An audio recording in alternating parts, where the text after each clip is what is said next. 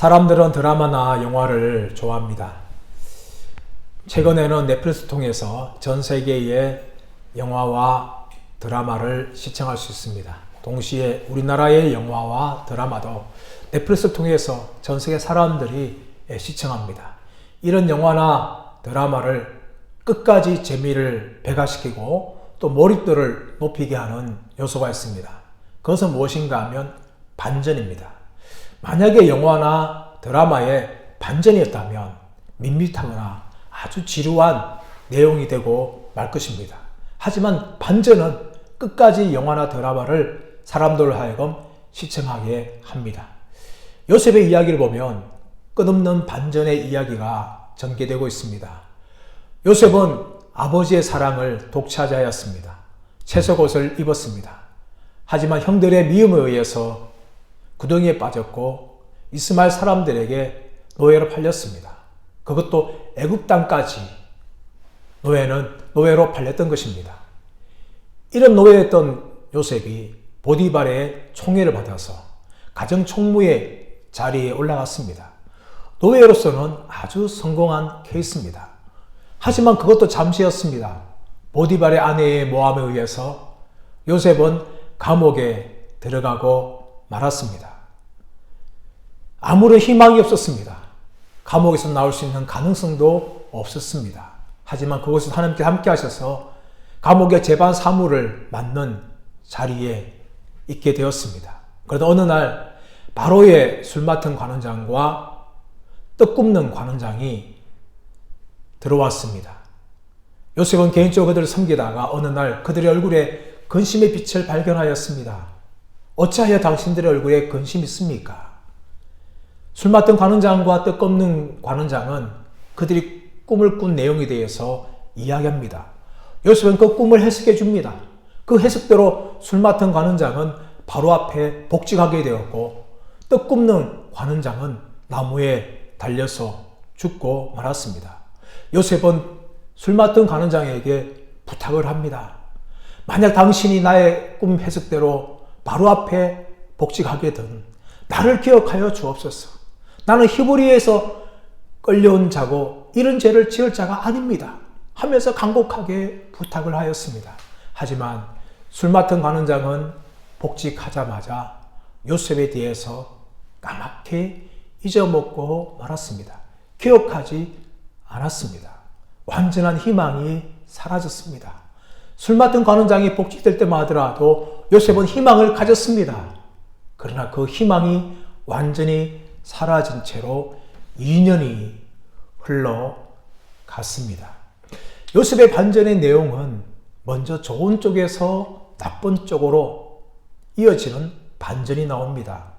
아버지의 사랑을 독차지했던 요셉이 노예로 팔렸고 보디발의 가정 총무자리에 섰던 요셉이 감옥에 들어갑니다. 또한 요셉은 형들에 대해서 보디발에 의해서 그는 나락에 떨어지는 것을 경험합니다. 이런 경우에 대부분의 사람들은 낙심을 하거나 원망을 합니다. 요셉은 노예로 팔릴 때에도 감옥에 들어갈 때에도 결코 낙심하지 않았습니다. 또한 형들이나 보디발에 대해서 결코 원망하지 않았습니다. 반대로 요셉은 안 좋은 쪽에서 다시 올라가는 것을 경험합니다. 구덩이에서 건져받았고 또 노예에서 가정총무의 자리에 올라갑니다. 이런 반전을 경험을 하지만 요셉은 결코 교만하지 않았습니다. 여러분, 대부분의 사람들은 잘 나가다가 안 좋은 쪽으로 가게 되어지면 원망과 낙심을 합니다. 또 반대로 낮은 자리에 있다가 높은 자리에 올라가게 되어지면 사람들은 교만해집니다. 하지만 이런 평범한 사람들과 달리 요셉은 결코 낙심하거나 원망하거나 교만하지 않았습니다. 이것은 인격적으로나 신앙적으로 굉장히 훌륭한 모습을 보여주고 있는 것입니다. 그러나 이런 모습은 단지 나이가 든다 해서 시간이 흘러간다 해서 만들어지는 것은 결코 아닙니다. 우리의 신앙도 그렇지 않습니까? 단지 교회 생활 오래만 했다 해서, 또 우리의 이 성화도 단지 신앙생활을 오래만 했다 해서 이루어지는 것이 아닙니다. 어떤 과정을 거쳐야 됩니까? 바로 연단의 과정을 거쳐야 하는 것입니다. 여러분, 점검이 되기 위해서는 연단의 수많은 과정을 거칩니다. 광부가 금강에서 금을 캡니다. 그 금을 캐서 공장으로 가게 되어지죠. 거기서 연단받습니다. 불순물을 제거합니다. 또 그 금은 세공업자에게 넘어가서 다듬어지고 모양이 만들어져서 우리에게 들어오기까지, 이런 금은 아주 오랜 시간 동안 수많은 사람들에 의해서 연단되어지고 뜨거운 불에서 녹여지고 또 만들어지는 과정을 거치게 되는 것입니다. 우리의 신앙도 마찬가지입니다. 하루아침에 우리가 예수님을 닮은 사람으로 변화되지는 않습니다. 하나님은 점검처럼 우리를 만들기 위해서 우리를 다듬으시고 뜨거운 불에 녹이시고 또 사람들의 손에서 만들어지게 하심을 통하여서 하나님께서 우리를 기뻐하시고 또 예수님의 형상을 닮은 사람으로 우리를 만들어 갑니다. 어쩌면 요셉의 인생 전체가 바로 그런 과정이었을 것이에요. 지금까지 요셉이 그쳐 모든 과정들, 그리고 요셉이 만 2년 동안 감옥에 더 갇혀있는 시간들, 이 모든 시간들은 요셉이 만들어지고 훈련되어지고 있는 과정이었습니다.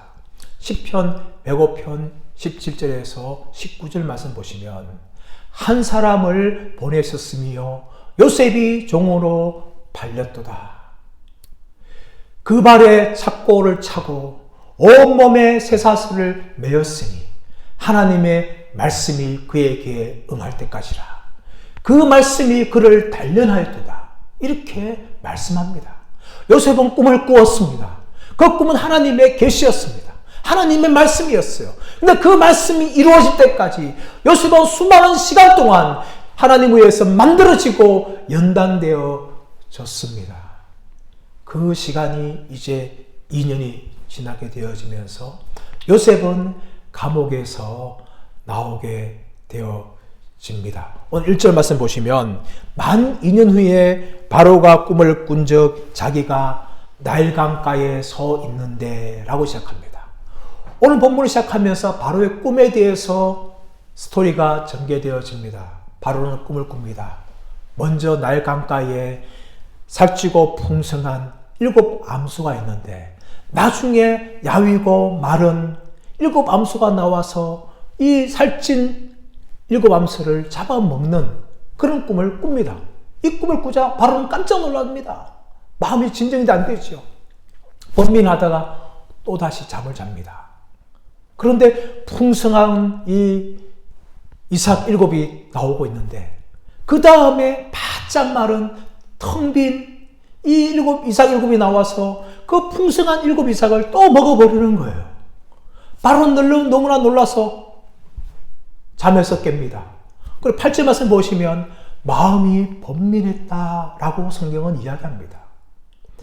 여러분, 최근에 우리도 이 꿈을 꾸면, 이상한 꿈이면 혹시 이 꿈이 무엇일까 하는 생각을 가집니다. 그리고 예수 믿는 사람들은 혹시라도 하나님이 나한테 무엇인가 이 꿈을 통해서 말씀하고 있는 것이 아닌가 라는 생각까지도 들지요. 여러분, 이런 모든 생각은 우리뿐만 아니라 이 땅에 있는 모든 사람들의 꿈에 대해서 가지는 일반적인 이 생각입니다. 고대 사람들은 더했어요. 고대 사람들은 이 꿈을 통해서 무엇인가 신들이 자기에게 계시한다라는 생각을 했습니다. 그리고 이 당시에 바로가 이 꿈을 꾸었다는 것은 바로는 이 꿈이 평범한 꿈이 아니라는 것을 짐작합니다. 왜냐하면 바로는 왕입니다. 왕은 신의 아들로 인정되어졌어요. 그래서 이상한 꿈을 꾸게 되면 신이 나한테 무엇인가 말하고 있는 것이 아닌가 라는 생각을 하게 되어집니다. 그래서 마음이 번민하는 거죠. 도대체 이 꿈이 무엇인가? 그래서 이 바로는 애굽 땅에 있는 점술가들과 현인들을 불러 모읍니다. 그리고 그들에게 자기 꿈을 이야기하지만 이 지혜로운 자들인 점술가들과 현인들이 이 꿈을 해석하지 못합니다. 여러분, 바로 앞에 불림받았던 이 점술가들과 현인들은 오늘날 그냥 단순한 점쟁이 정도에 해당하는 사람들이 아닙니다. 이 사람들이 굉장히 지혜로운 사람들이고 공부를 많이 한 사람이에요. 이집트의 문자인 상형 문자가 있는데 그 상형 문자로 된 책들이나 모든 것들을 다 해석할 만큼 공부를 아주 많이 했고, 별들을 관찰할 만큼 별들을 통해서 이 우주가 어떻게 돌아가는지까지도 살펴보았던 사람들이 이 점술가들과 현인들이에요.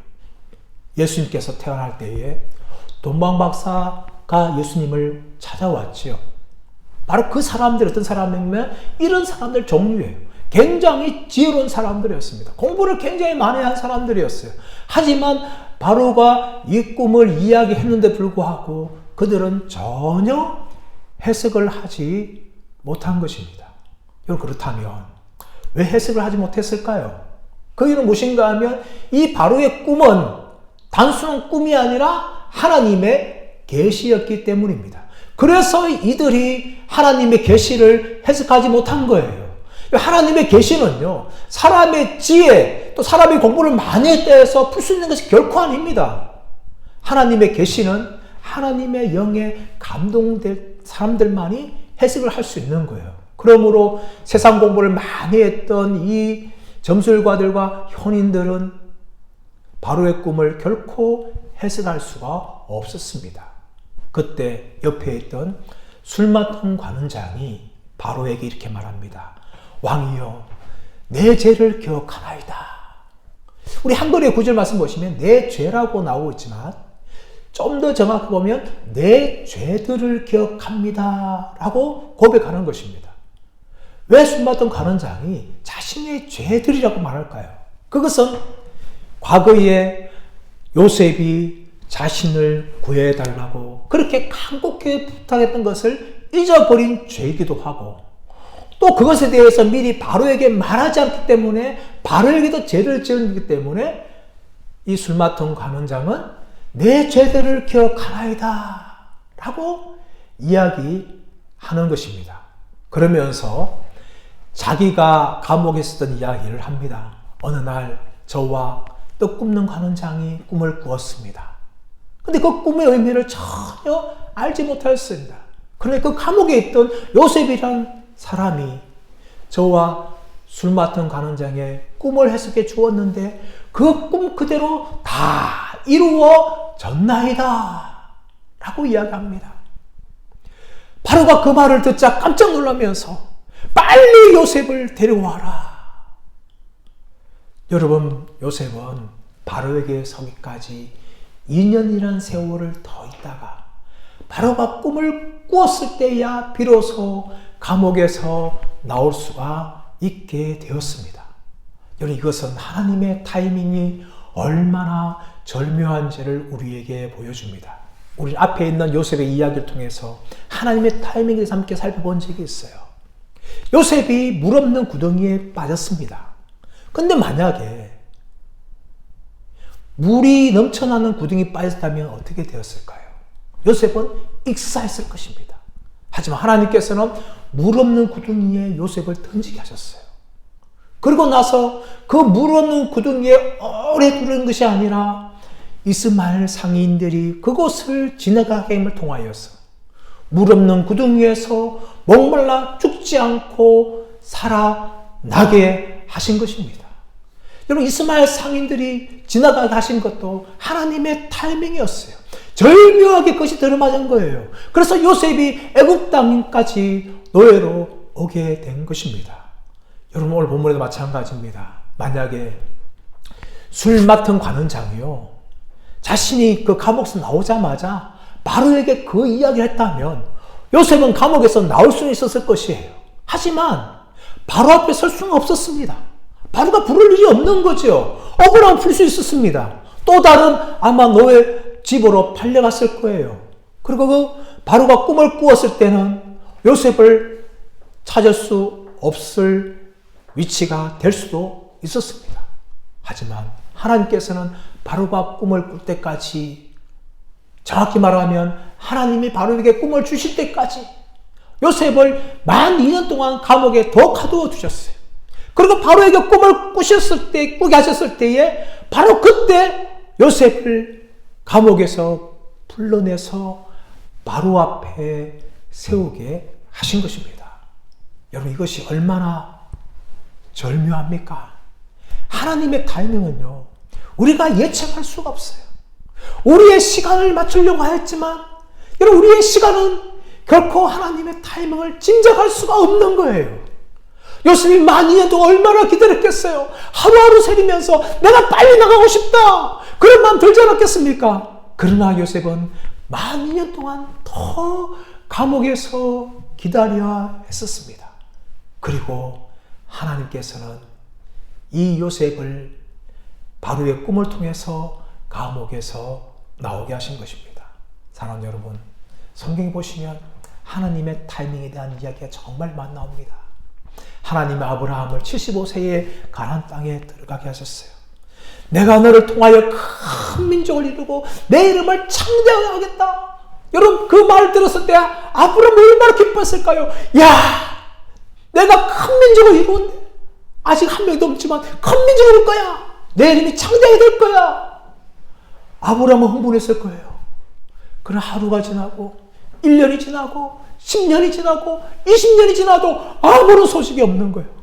그리고 25년이 지나서 100세가 되어 아브라함에게 어떤 가능성도 없을 때에 하나님께서는 이삭을 선물로 주신 것입니다. 여러분, 그것이 하나님의 얼마나 절묘한 타이밍입니까? 다윗을 보십시오.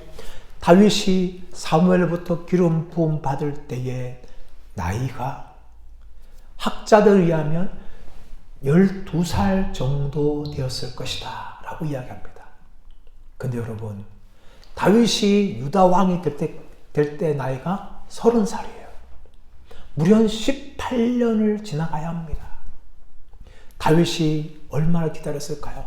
나는 언제 왕이 될 수 있을까? 그런 마음 가지고 있지 않았을까요? 하지만 하나님께서는 18년이 지난 후에 사울이 블레셋과의 전쟁에서 죽었을 때, 그때 다윗을 유다의 왕으로 세워 주십니다. 사랑하는 여러분, 이것이 하나님의 일하심입니다. 우리는 결코 하나님의 일하심을 알 수 없지만 하나님의 일하심은, 하나님의 타이밍은 결코 늦지 않습니다. 우리가 조급할 뿐입니다.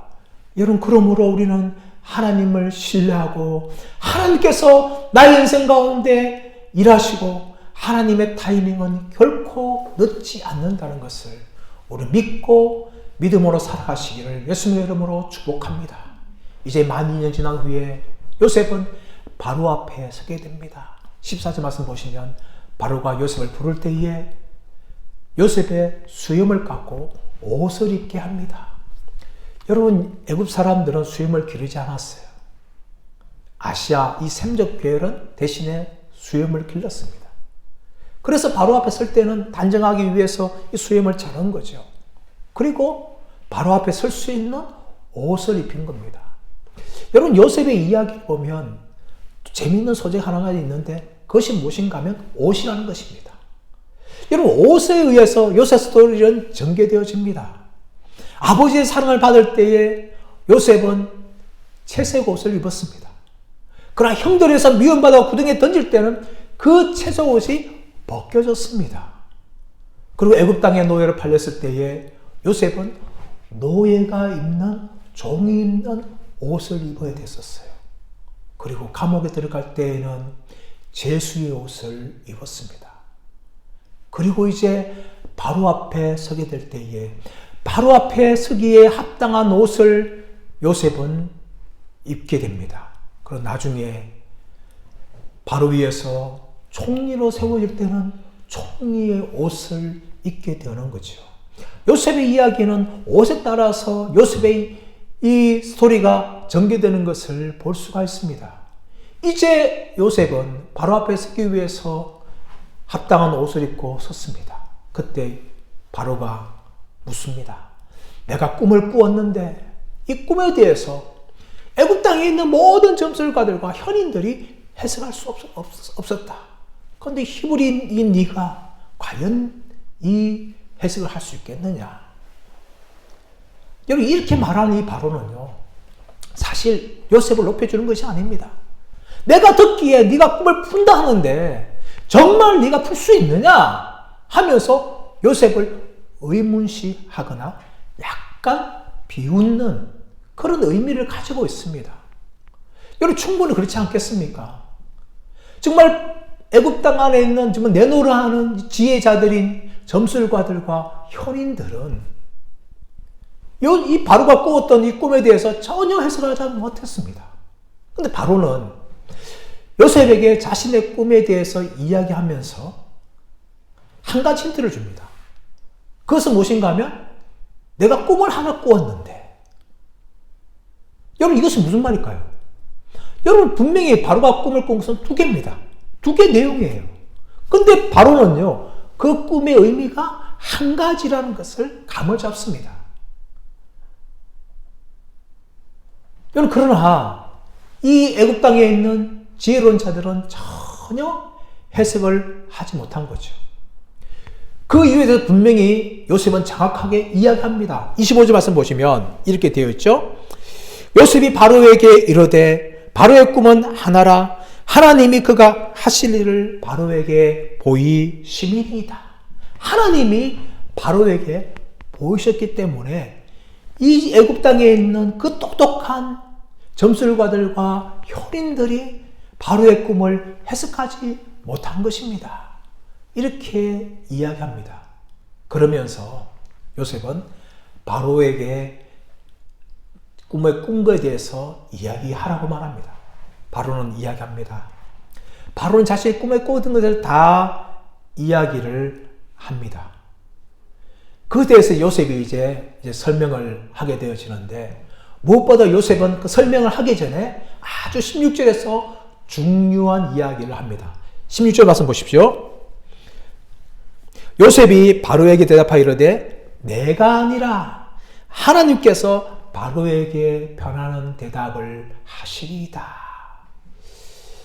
여러분, 요셉은 얼마든지 이 바로의 꿈을 설명을 듣기 전에 내가 할 수 있습니다. 왕이요, 내가 감옥에 있을 때에 이 술 맡던 간원장과 떡 굽는 간원장의 꿈에 대해서 다 해석을 주었습니다. 그렇기 때문에 내가 얼마든지 이 당신의 꿈에 대해서 이야기할 수 있습니다. 이렇게 말할 수 있지 않을까요, 여러분? 사실 요셉은 이 바로의 꿈을 정확하게 해석을 합니다. 그렇기 때문에 얼마든지 나는 할 수 있습니다. 그렇게 자신을 자랑하면서 충분히 이야기할 수 있었습니다. 하지만 요셉은 나는 아니라 자기에 대해서 부인을 합니다. 자기는 할 수 없다. 이렇게 고백을 하는 겁니다.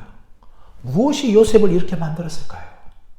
바로 술 맡던 간원장과 떡 굽는 간원장의 꿈을 해석한 후에 잠시라도 교만한 마음이 들 수 있지만 하나님께서는 2년 동안 더 감옥에 가두게 하셨습니다.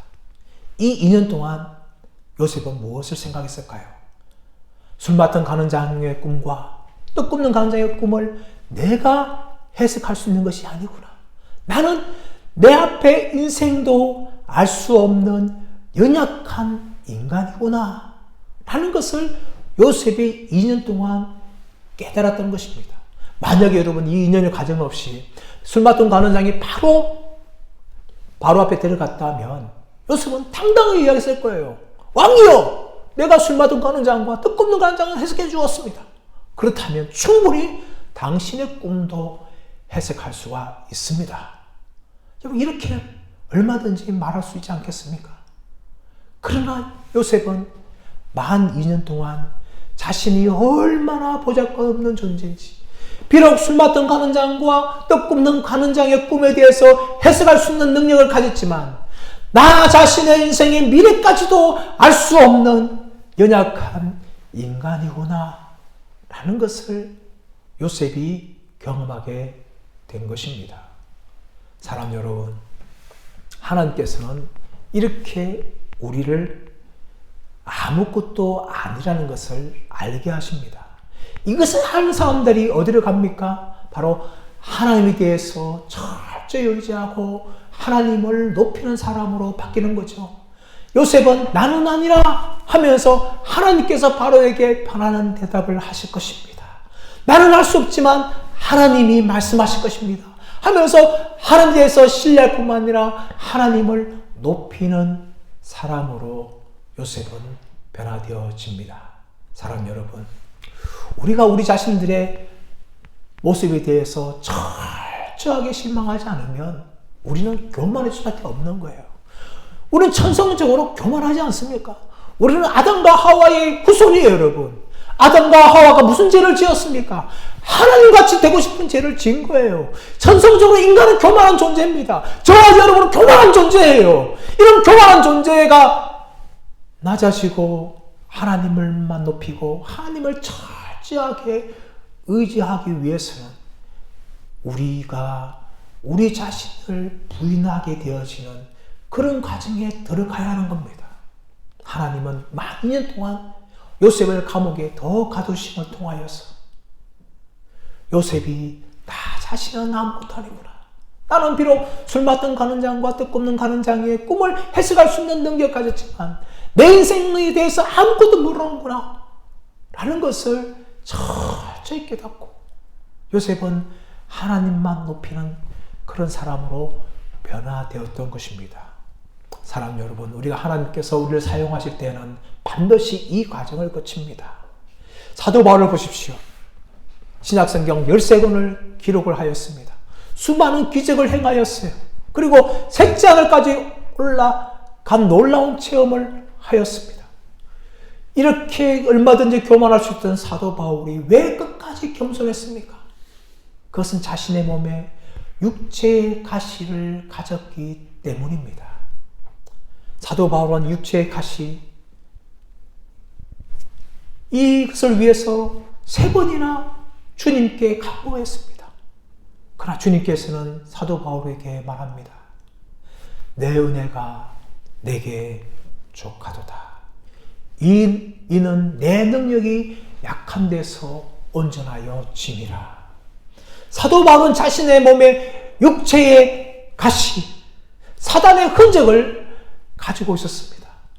그러나 이것 때문에 평생 교만하지 않고 정말 예수님만을 증거하며 예수님만을 높이는 인생을 살아갈 수가 있었던 것입니다.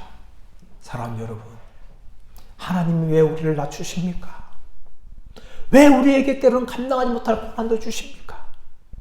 이 모든 것들 뭡니까? 철저히 우리 자신을 부인하고 오직 하나님만을 의지하며 오직 하나님만을 높이는 사람으로 변화시키기 위해서 하나님이 우리를 낮추신다는 것을 여러분 믿으시고 끝까지 하나님을 신뢰하시기를 간절히 바랍니다. 그럴 때 여러분, 우리는 결코 망하지 않습니다. 우리 인생은 완전히 실패하지 않습니다. 요셉을 보십시오. 이렇게 낮아진 요셉을 향하여서 하나님이 다시금 높여주는 것을 보게 되어집니다. 요셉은 바로의 꿈을 듣습니다. 그 꿈에 대해서 요셉은 이 꿈은 평범한 꿈이 아니라는 것을 요셉은 이야기하죠. 32절 말씀 가보십시오. 32절 말씀 보시면 바로께서 꿈을 2번 겹쳐 꾸신 것은 하나님이 이 일을 정하셨습니다. 하나님이 속히 행하시리니 라고 말합니다. 여러분, 꿈을 2번 바로가 겹쳐 꾼 것은 하나님이 정하신 것이라 말씀해요. 여러분, 이 꿈이 어디 나타났습니까? 바로 요셉에게 나타난 거죠. 요셉도 꿈을 2번이나 겹쳐 꾸었던 것입니다. 바로도 2번이나 꿈을 겹쳐 꾸는 거죠. 그래서 바로의 꿈은 단순한 사람의 꿈이 아니라 하나님께서 바로에게 주신 꿈이라는 것을 알 수가 있어요. 그리고 여러분, 우리 가지고 있는 성경은 나오고 있지 않지만 바로가 꿈을 꾼 것에 대해서 여러분 처음에 나오고 있는 스토리가 1절부터 7절까지 나오는데 2절부터 해서 계속해서 바로의 꿈에 대해서 설명하지만 여러분 이 7절 가운데에 여러분 보라라는 단어가 6번이나 등장합니다. 1절에서 보라, 2절에서 보라, 3절에서 보라, 5절에서 보라, 6절에서 보라, 7절에서 보라. 여러분, 이 보라라는 이 히브리 감탄사가 힘내라는 단어가 우리 한글에서는 번역되지 않았어요. 참 안타까운 것입니다. 히브리 성경 보시면 이 보라라는 단어가 무려 6번이나 등장하는 겁니다. 이것은 무엇을 말합니까? 바로의 꿈이 평범한 꿈이 아니라 하나님이 주신 이 특별한 꿈이라는 것을 성경은 이야기하고 있는 것입니다. 그것이 바로 25절에서 32절에서 요셉의 말을 통하여서 바로가 주신 꿈은 하나님이 정한 것이다 라고 이야기하면서 요셉이 바로의 꿈에 대해서 듣게 되어지고 또 그 꿈에 대해서 설명을 하게 되어집니다. 요셉의 꿈 해석은 무엇입니까? 처음 나온 7 이삭은 바로 7해 풍년을 말한 것이었습니다. 또 처음 나온 7 암소도 7해 풍년을 말한 것이었어요. 나중에 나온 말은 암소 7마리, 또 바짝 말은 7 이삭, 이 모든 건 흉년을 말하고 있는 거예요. 그런데 이 나온 흉년들이 너무나 강하여서 앞에 있었던 7 풍년들을 다 삼켜버려서 사람들이 풍년을 기억하지 않고 흉년을 위해서 고통을 당하게 된다는 것에 대해서 요셉은 이야기합니다. 하지만 여러분, 요셉은 그것으로만 끝나는 것이 아니라 33절 이하의 말씀 보시면 요셉은 해결책을 이야기합니다. 여러분, 오늘날 우리 사회의 문제점이 뭡니까? 어떤 사건에 대해서 문제가 무엇인지를 잘 분석해요.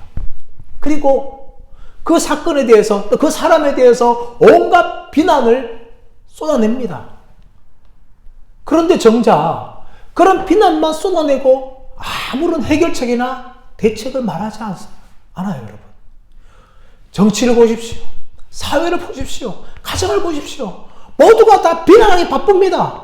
교회도 심지어 그렇지 않습니까? 그러나 아무도 해결책이나 대책도 말하지 않으면서 비난만 공격만 가득한 것이 우리 사회의 모습이에요. 비극입니다, 여러분. 그러나 요셉은요, 바로의 꿈을 해석해 주면서 정확하게 해석하지만 그것으로 끝난 것이 아니라 요셉은 대책까지 세워주지, 여러분. 33절에서 36절 말씀 보시면 요셉이 세운 대책의 이야기 나오고 있는데, 먼저 지혜롭고 총명한 자를 애굽 땅에 세우시고 그 밑에 많은 감독관들을 세워가지고 7해 나온 풍년들을 나올 때 한 해 5분의 1을 바로의 손에 돌려서 창고에 저장해서 7해 흉년을 대비하게 하십시오. 그렇게 요셉은 대책을 이야기합니다.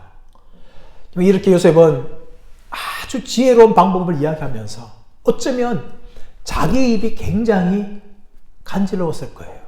왜냐하면 내가 이 모든 해결책을 말했으니까 바로 내가 그 지혜롭고 총명한 사람을 알아주시오. 나를 세우시오. 아마 이렇게 말하고 싶지 않았을까요?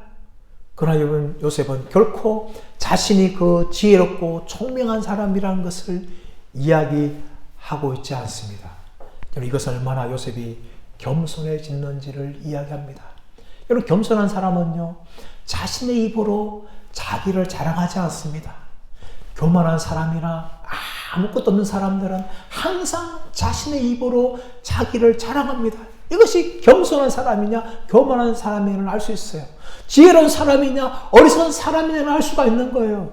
여러분, 잠언서 27장 2절 말씀 보시면 타인이 너를 칭찬하게 하고 내 입으로 너를 칭찬하지 말라. 외인이 너를 칭찬하게 하고 내 입술로 너를 칭찬하지 말라. 이렇게 말씀하게 나옵니다. 그러나 여러분, 많은 사람들은요, 자신의 입으로 자기를 칭찬할 때가 얼마나 많습니까?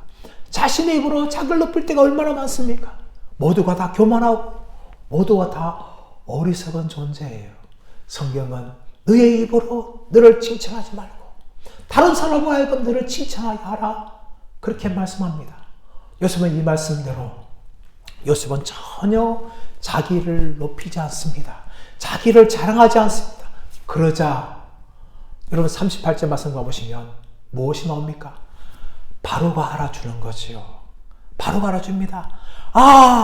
하나님의 영에 감동된 사람을 우리가 어디서 볼 수 있겠느냐 하면서 온 바로가 칭찬하고 또 신하들이 이 요셉에 대해서 칭찬하고 인정해 줍니다. 그러면서 바로가 어떻게 말합니까? 내가 너를 세워줄 것이다. 이렇게 말씀합니다. 여러분 말씀 보시면 그 내용이 자세하게 나오고 있는데 39절 말씀 보시면 요셉에게 이르되 하나님이 이 모든 것을 내게 보이셨으니 너와 같이 명철하고 지혜 있는 자가 없도다. 40절 말씀 보시면 너는 내 집을 다스리라 내 백성이 다 내 명령에 복종하리니 내가 너보다 높은 것은 내 왕자뿐이니라. 여러분 한낱 제수였던 이 요셉을 향하여서 바로와 신하들이 다 기뻐하면서 바로는 크게 요셉을 칭찬해 줍니다. 그리고 인정해 줍니다.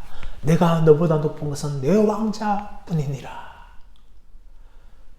사랑하는 여러분, 이렇게 요셉은 감옥에서 제수였지만 이제 바로 앞에서 높임을 받습니다.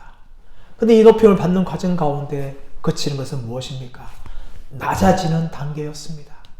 하나님께서는 낮아져서 겸손해진 사람들을 그렇게 사용하시는 것이죠. 이것이 하나님께서 사용하시는 원리입니다. 하나님이 사람들을 사용하기 전에 반드시 정말 그 사람을 낮아지게 하십니다. 모세를 하나님이 사용하기 이전에 모세를 미디안 광야 40년 동안의 목자로 살게 하셨습니다. 자신은 아무것도 아니라는 것을 모세는 그렇게 발견하게 된 것입니다. 다윗을 보십시오. 다윗이 기름 부음 받은 후에 또 골리앗을 죽인 후에 다윗은 이스라엘 모든 여인들로부터 칭찬받았고 찬양받았습니다. 그러나 하나님께서는 13년 동안 사울로부터 쫓김을 당하게 하는 그런 고난 가운데 던지셨어요. 그리고 다윗을 낮추시고 다윗을 이스라엘 왕으로 부르신 것입니다. 예수님도 마찬가지입니다. 베드로가 호언장담할 때 예수님께서는 베드로를 사도로 부르지 않았습니다. 그래 너 정도면 충분해. 너는 내 수제자로서 사도가 되기 충분해 하면서 부르지 않았어요. 예수님을 3번이나 부인한 후에 이제는 더 이상 희망이 없다 생각하면서 갈릴리에 돌아가서 고기를 던지고 잡기 위해서 그물을 던질 때에 그 베드로를 찾아가서 예수님께서는 다시금 사도로 부르시고 사도행전의 역사를 만들어가는 사람으로 만들어 주셨던 것입니다. 사랑하는 여러분, 하나님의 타이밍은 결코 늦지 않습니다. 우리가 너무 조급한 거죠. 하나님은 결코 서두르지 않습니다. 그 시간 동안 우리를 충분히 만들어 가십니다. 그리고 우리를 낮아지게 하십니다. 나 자신을 부인하게 만드시는 거죠. 그리고 하나님만을 의지하게 만듭니다. 그리고 하나님만을 높이는 사람으로 변화되게 하십니다. 그때에 하나님은 우리를 요셉처럼 감옥에서 나오게 하셔서 바로에게 세우신 것처럼 다시금 우리를 부르셔서 하나님께 영광 돌리고 쓰임받는 존재로 다시금 세우신다는 것을 믿으시기를 간절히 바랍니다. 그때까지 끝까지 낙심하거나 원망하지 마시고 하나님만 바라보고 믿음으로 걸어가시는 저와 여러분들 되시기를 예수님의 이름으로 축원합니다.